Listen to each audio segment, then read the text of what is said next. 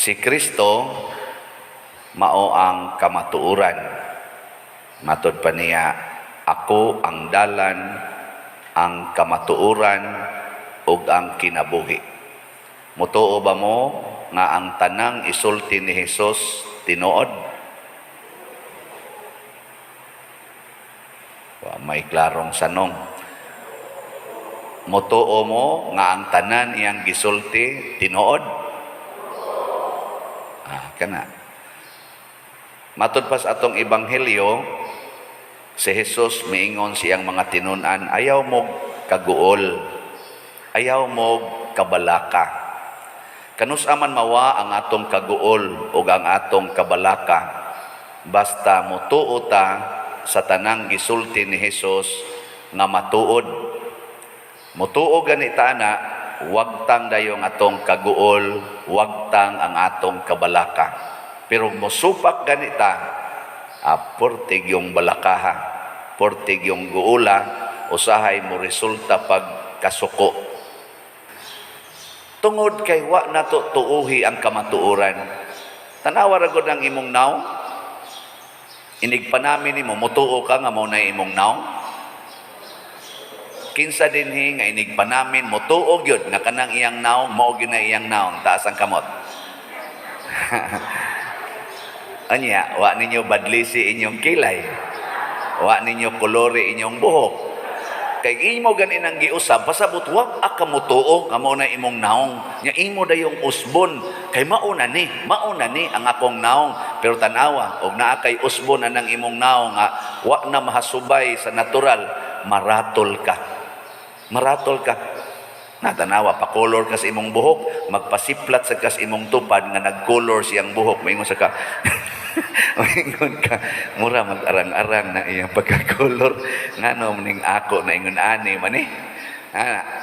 Magbadlis ka sa imong kilay. Magsigi sa kagpasiplat anang namadli sa kilay. Magtan-aw ka, murag maayong pagkabadlis tong iya, ma-insecure ka sa imo. Kaya nga naman, ikaw na may nagbuhat, ana, di naman na iyas Ginoo. Oo na. Oo na yung resulta.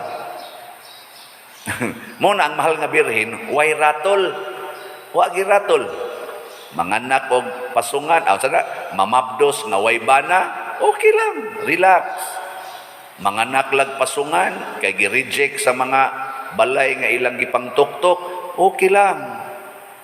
Nilakaw galas 12 gabi, das bata bagong nataw ngadtos Ehipto, okay lang. Ana. Nagpuyo porting pobriha, wa gani ka pa eskwela's iyang mga anak. Mga anak o saram dayang anak. Wa ka pa eskwela's iyang anak. Okay lang. Ana. Biya-biyaan ni Kristo kay nagsigi nagwali si Kristo. Okay lang. Relax lang. Di magsigig kabalaka. Uy, ang iyang anak gilansang man sa cross. Ang sa may gibati ni Maria. Relax. Nihilak siya apan relax. Wa gyud magyaw-yaw. Wa gyud masuko. Pasabot, okay lang. Ana, karon gihimo na gyud hinuon siyang rayna sa langit ug sa yuta. Naratol. Wow, okay lang. Muna kay rayna man siya sa langit ug sa yuta, nagkagubot man ang atong yuta tungod sa gubat atong First World War, nagpakita dayon siya ni atong 19 no sa to? Mo kibaw. 1917. May 13, 1917, nagpakita siya aron mahunong ang gubat. Naratol naman sad ang mga tao kay sige naman silang simba ng mga Diyos-Diyos. Hastang ilang mga anak, ilan namang ipang-offer ngadtos Diyos-Diyos, patio naman nila. Gitudloan sad kinsa gitinuod na Dios aron ma-relax ta. Karon naratol ba ang kalibutan? Siging abortion, siging corruption, siging addiction, siging homosexuality, siging dinumtanay. Mao ni ang karatol karos kalibutan. Gubat na sad. Naay naggubat nga nasod, batok nasod, naasay naggubat diha sa social media. Nagunay pagyugubat ang mga pariha og gituuhan. Di ba? Hastang mga isig ka Katoliko nagunay og gubat diha social media, hasta patingaling isig ka pari nagunay og gubat diha social media dinautay tungod lang kay lain-laing partido nga gisuportahan hangtod karong mga orasa naggubat pa sila. Kaluoy, no? Kaluoy.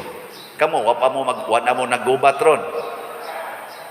Nahaaroy daghan, banag asawa nagsigi paggubat, hasta gani mga anak ngadto iyang isig kaigsuon naggubat pa, og wa man mag-ilog, wa man maggubat parting eleksyon, naggubat parte og katigayunan, mga kabilin, wa magtingganay.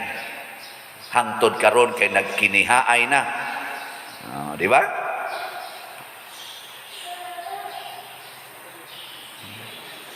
Usara gay mo tubag ang atong ang atong gidili nga mo'y mo tubag mao na hinoy ni tubag, no? Kamo tutok lang mo nako mao na.